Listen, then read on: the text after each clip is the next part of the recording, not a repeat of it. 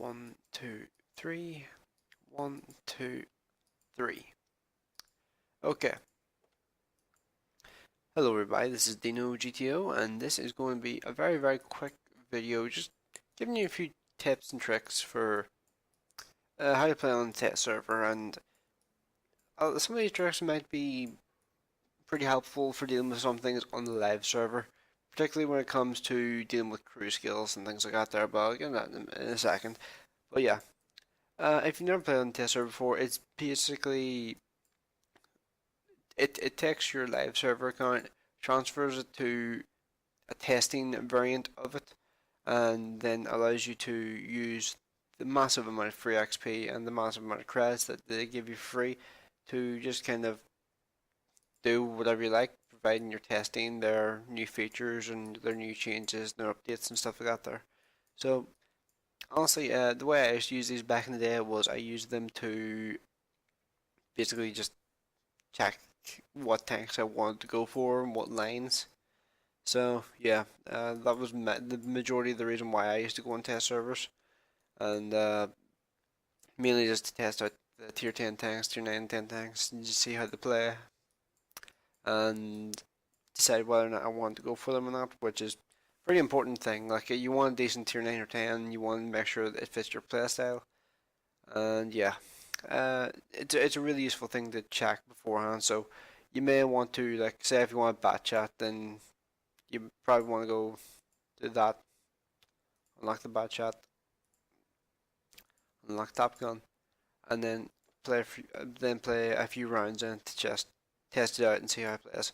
But now that I have unlocked that, I'm just going to quickly do something here.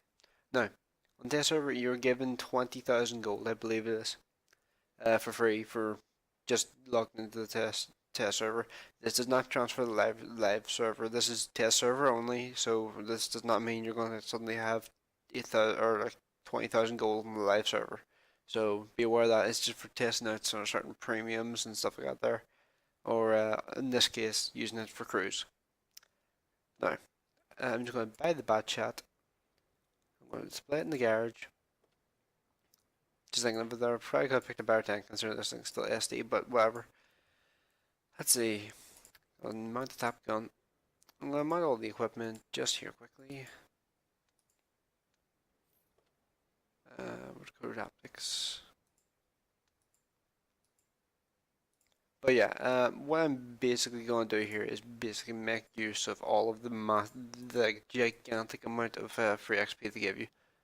Uh, it's a really handy little trick that I actually didn't think of for a long time. I'm kind of ashamed to say, but then again, this is the first test server I've really gone on in about 2 years. Mainly because it's got some features that I'm actually intrigued by, like the updates to the mouse line, and I'm really looking forward to playing the mouse, or well, playing the tanks in the mouse line. I had a couple games in the mouse gen.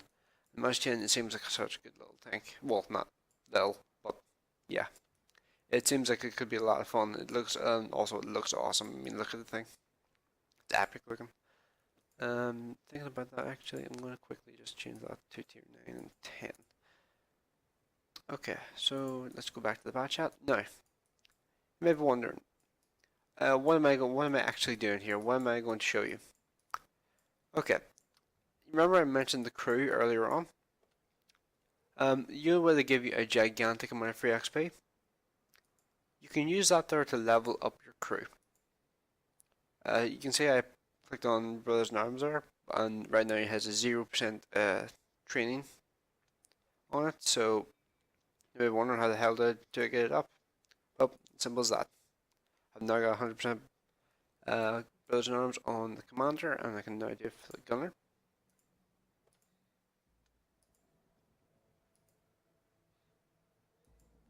And I can now do it for the Driver. And just like that, I have a full Brothers in Arms crew in the Batchat. Next thing I'm going to do, just because, 6 cents. This can't necessary for a tier 10, so chuck that on. I'll quickly just chuck on safe stowage. You know, French vehicle, may as well. I can chuck on situational awareness. You can see it vastly increases the amount of free XP you're using, but you have 100 million free XP per. Messing up words. You have pretty much 100 million free XP, so yeah, you may as well. Like, there's no real disadvantage in this. And you can go and just check things. Like, I have never used, what's it called? Eagle Eye, so check that on, see what that's like. I'm also kind of curious about, like, I'm going to check concealment on. I'll check repairs on first. Train that to 100% and do it with concealment too. Why not? And the last one I'll leave it with is just, I'll just do that. Just leave that one there like that for now. Actually, no, I'll do that one too. Why not? See, anything else I need to do? I'll do that. Why not? Okay, and then for the gunner, I can then go snapshot, 100% it. Oh, and it's actually kind of lucky I picked the bat shot because at least it has only got 3 crew members, which makes it a little bit more convenient. Because I did this here for the mouse the other day, and I kind of ran out of patience after the third one, after the third crew skill for each person on the crew. So yeah, I just got kind of aggravated with it and just kind of gave up. Okay, so check that on. Check repairs on again. Yeah, it uses a lot for XP doing this. Like, this is the only crew I'm ever going to do this with. So, yeah, typically I get like 3 skills because mainly in the game, mainly you're not really going to go above 6. So yeah, screw it. I'm just evening. I'm now just at the point where I'm just evening it out just because. Okay, let's check on clutch braking because it's a bad shot and that's kind of what it's infamous for. Is kind of crappy. Hold traverse. Well, for the speed it goes at least. Let's check that on too.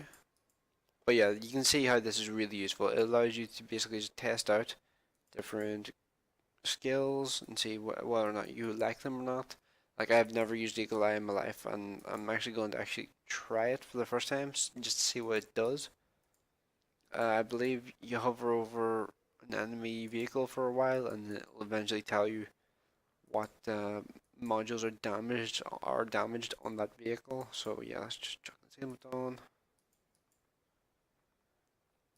And yeah, so that's 8 crew skills on each crew member, and that costed me like nearly 40 million, or well, yeah, roughly 40 million free XP. So yeah, this is very expensive to do after you go past a certain number of crew skills.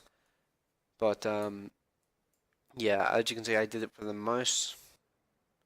I did it for the E100. No, I didn't do it for the E100. I did it for the, what was it? Oh yeah, it was the mouse chain and the mouse chain and the VK100. Also, I should just say beforehand, I don't. Oh, actually, this is another point I meant to make earlier. Do not play tier rates on the test server outside of your first game.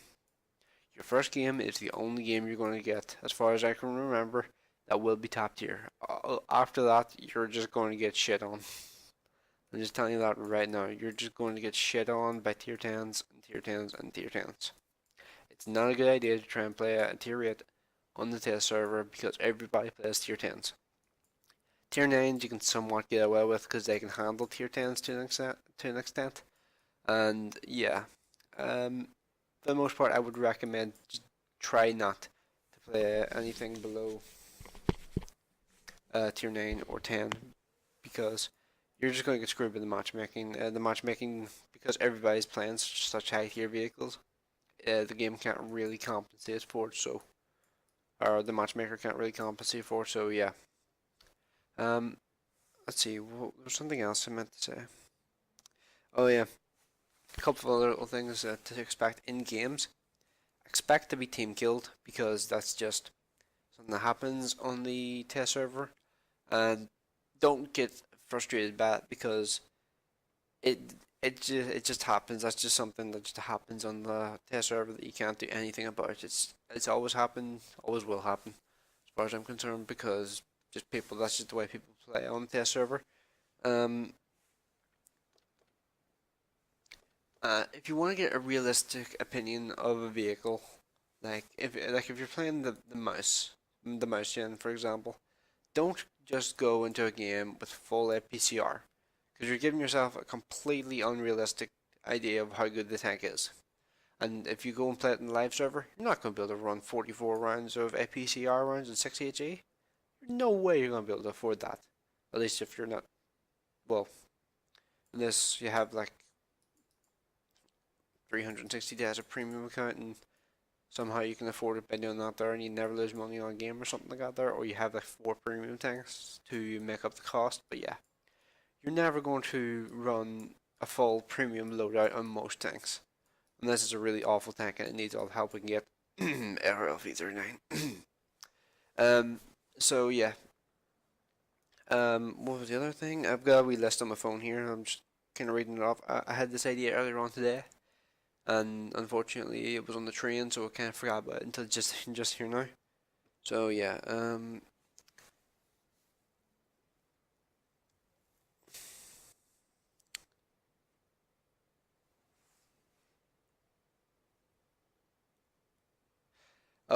Yeah. Going back to the point I made about don't fire full premium ammunition in a tank. I don't, like you can do it. Everybody does it to an extent with some vehicles. Like the E100, people go around spam heat rounds in that vehicle all day, every day, because they just don't care. And the E100 and it has, what is it, 330, 300, pretty much 330 depending on its heat rounds, and people just run around spamming heat rounds and everything because they can. So yeah. Um, so if you're driving something heavily armored like the mouse gen, like the VK100, expect to just hear the sizzle of heat rounds a lot. Playing things that are really heavily armored in test server has always been a bit dodgy, and it's always been kind of not recommended, if you know what I mean. Typically, people will just try to avoid playing things with heavy armor because of premium round spam, and because of this last thing I need to mention, artillery. Artillery on the test server is rampant. If you think there's a lot of artillery in normal standard games, you haven't seen anything yet. Artillery in uh, in the test server is, I think, guaranteed, pretty much guaranteed, 5%. Um, yeah, there's everybody plays artillery because they see the test server as basically a chance to try the tier 10 arties and just troll people alive while they can. While the test server is still running, I should say. So yeah, that's people just love to troll, and then because of that, they run around in T82s and Conqueror GCs. Like I was playing a game in the mouse gen, and I got nothing but spam from 4 different Conqueror gun carriages. There was 3 Conqueror gun carriages and 2 Batchat 15558s. I was in the mouse gen, and I just got fucking nuked. They just kept hitting me and hitting me and hitting me. And you see, getting hit by the prime round of a Conqueror gun carriage, it fucks you up. It seriously, seriously fucks you up. Like it just annihilates you, and it devastates your tank. So yeah, these fuckers here are so annoying. Honestly, I kind of wish they would kind of disable artillery for a while on test server, at least to make people actually try the new changes instead of people just running around trolling people. That's pretty much all people do in the test server. And that brings me to the final point, which don't take it too seriously. Test server gives you kind of an idea of how a machine's going to play, like the mobility, the gun handling, things like that there, but it doesn't give you an idea of how well you're going to do consistently in that vehicle. Like, there's only one exception to that rule that I've come across, and that was the IS-4. Because the IS-4 is one of the few vehicles I can remember playing on the test server and immediately falling in love with. Like I played this thing back in the day when it was still standard def and it was still like, I never played it as a tier 9. This thing for a while was a tier 9 in the game, but I never played it as that there. But I remember playing this thing versus the IS-7, and just going, why would anyone play the IS-7 over this? Because this thing here, back when I originally played it on a test server, I played it on a test server about a year before I got it, and I still just had it in the back of my mind of how powerful this thing was on that test server. It was probably a few patches just after the T57 Heavy came out, I think, if I remember right. But yeah, it it had just come out pretty much. Well, it hadn't been out that long, and people were spamming prem rounds with the 120 millimeter gun that that thing gets, and it was just total spam fest of heat rounds. And most armored tanks were just fucking useless. But the IS-4 was pretty much the only exception to that rule, and the IS-4 was armor was actually able to hold up, and that's part of the reason why it's the only heavy tank at tier 10 that I currently own, as far as I remember, on the live server. So yeah, IS-4, one of my favorite tanks in the game, easily. It's just such a powerful machine, and nothing really stands up to it. But you might be wondering why I'm doing like the T10 and the Object 268. Just quickly want to look at something here. Let's see, heavies and TTs are for Russia. Wait, tier 9, 10. Oh no, that's not Russia. Let's see, T10, Object 268. Okay, there's the T10. There's the 268. They finally made the 268 the same size as the T10. Nice to see, because for a long time the 268's gun was actually mounted about here, and the overall the the overall size of the Object 268 was about here compared to like what it used to be. So now that it's actually in HD, it's actually the proper size it should be. And if you look at the old model for this thing and you look at this model, and then you look at a picture of what this thing looked like in real life, the old model looks like about 75% of the tank. Like it's just like it's so much um smaller height wise. The old model is than this one is.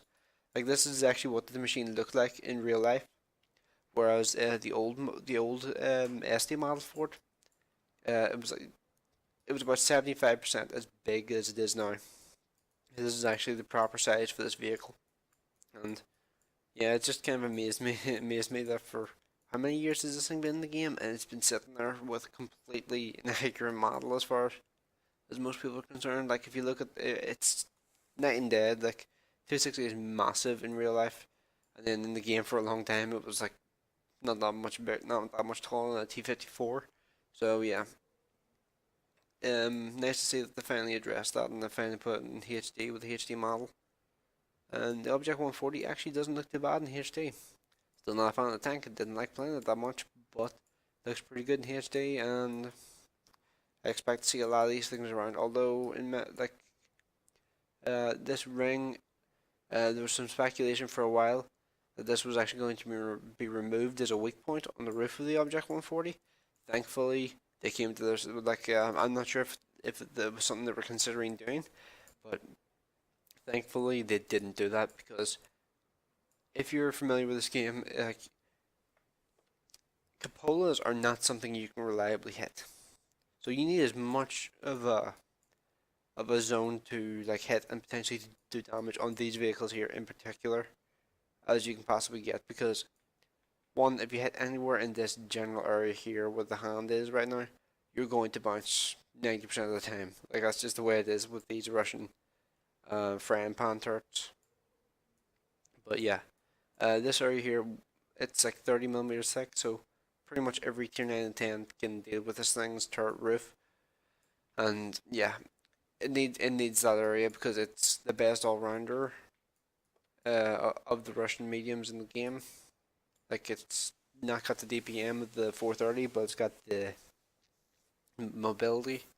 It hasn't got the turret of the T62A, but it's got more speed than the T62A, and it's got more gun depression than the T62A. So yeah, it's just overall the best all rounder for the Russians that you can get. Now, let's see.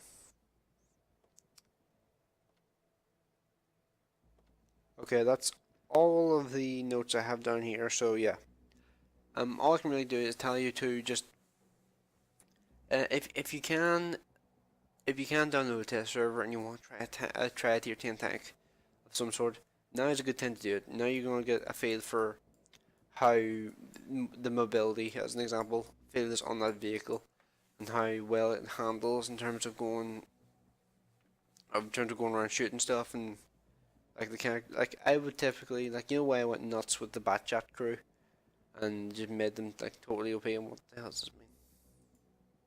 Oh yeah, I forgot about that. And the way to remove everything like that there is like that.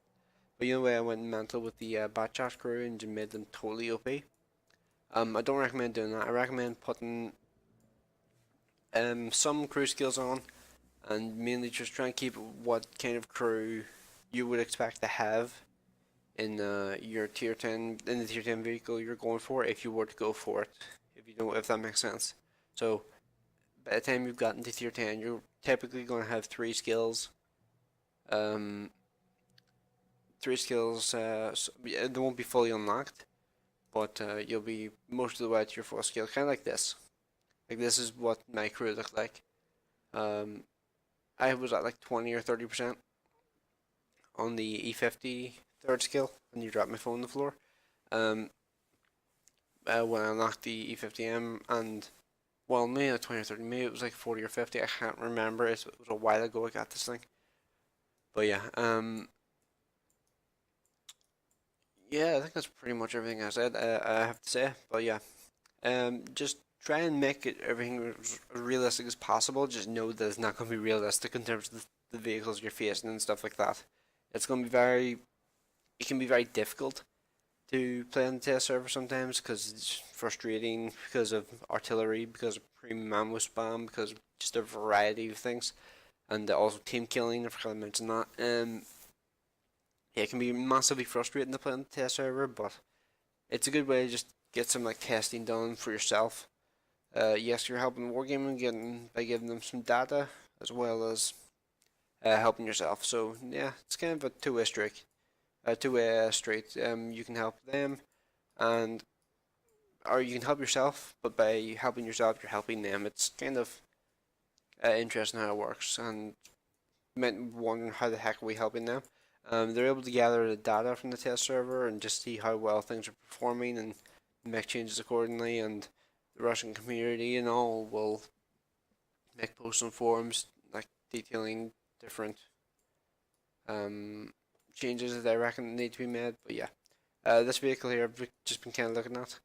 Has a monster gun, and yeah, next patch this thing here could actually be a real threat. It could actually be deserving of the title of Godzilla next patch. So yeah, I can't wait to see if this thing makes it next patch in its current form. Same with the mouse.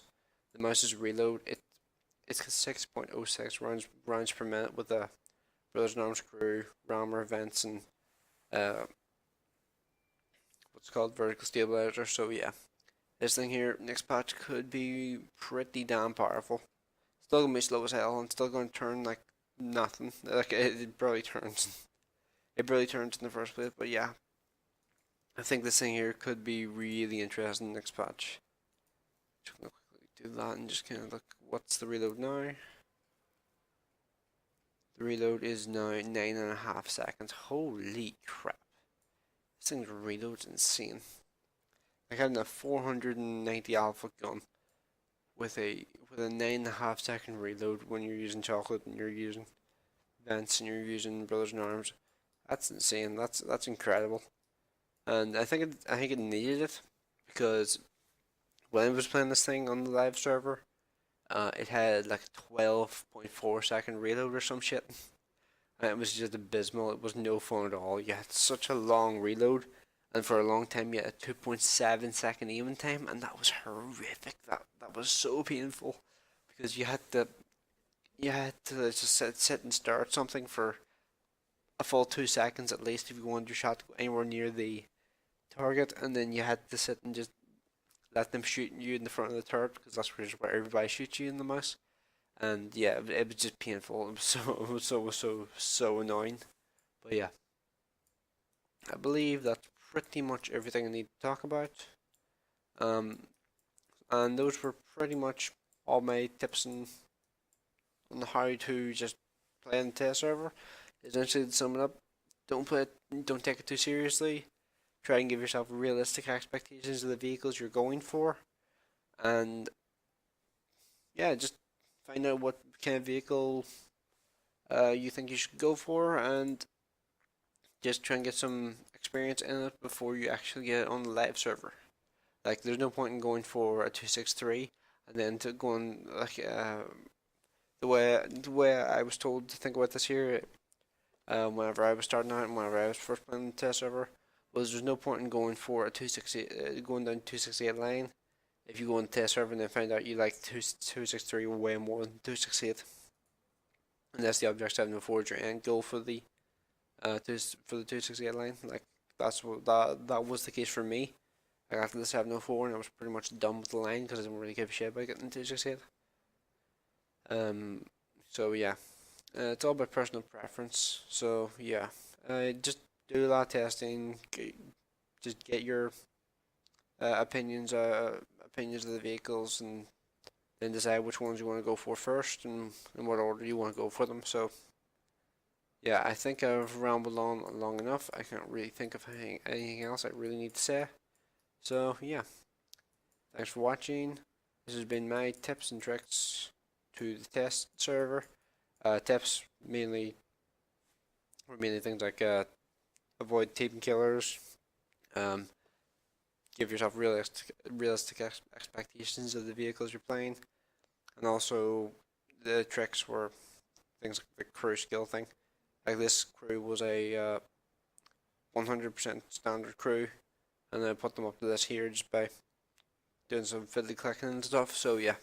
Oh, and the last thing I should definitely mention beforehand before I end this. As far as I remember, if it's the same as old test servers, all the stuff you've bought and all the stuff you've done on the test server will be wiped whenever the next version of the test server, the next stage of the test server comes out. Like, so this 9.17.1 test server iteration 1, and when iteration 2 comes out, it will wipe all of the things that you've unlocked, and you'll have to go through with free XP and unlock all the vehicles you wanted again. So yeah, and you'll have to go and do the cruise and all as well. So yeah, you probably want to get all your testing in earlier rather than later, unless the vehicle you were testing got changed, in which case you would probably want to go in and test that vehicle again. So yeah, I believe that's pretty much everything. I can't think of anything else that I've missed out on. So yeah, thanks for watching. I will see you in the next one.